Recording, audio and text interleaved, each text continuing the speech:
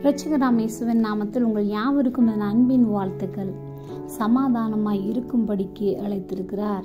1 கொரிந்தியர் 7ஆம் அதிகாரம் 15வது வசனம். சகோதரனாவது சகோதரியாவது அடிமைப்பட்டவர்கள் அல்ல, சமாதானமாய் இருக்கும்படிக்கு தேவன் நம்மை அழைத்திருக்கிறார்.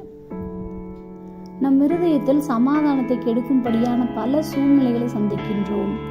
உறவுகளினால் ஏற்பட்ட கசப்பு, தோல்வியினால் உண்டான வெறுப்பு, ஒதுக்கப்படுவதனால் அடைந்த வேதனைகள், இவைகளெல்லாம் கிளைவிட்டு தனிமை, வெறுமை, கோபம் இலைகள் மேலோங்கி நிற்கலாம். ஆனால் நாம் தேவனுடைய கிருபையை இழந்து போகாதபடிக்கு, கசப்பான வேர் இன்னும் அதிகமாய் நம்மை காயப்படுத்தாதபடிக்கு அந்த கிளைகளையும் இலைகளையும் மட்டுமல்ல, இருதயத்தின் ஆழத்தில் இருக்கும் யாவற்றையும் வேரோடு பிடுங்கி எறிந்து விடுவோம். இயேசு கிறிஸ்து சமாதான பிரபுவாக வந்திருக்கிறார். அவருக்கு நம் இருதயத்தில் ஒரு சிம்மாசனத்தை அமைப்போம். அப்பொழுது எல்லா புத்திக்கும் மேலான தேவ சமாதானம் நம்மை ஆட்கொள்ளும். சங்கடங்களை தொலைத்து போகும்.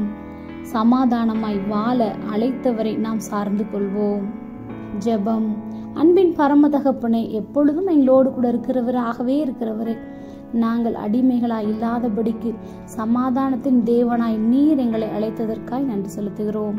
இயேசுவின் நாமத்தில் பிதாவே, ஆமென்.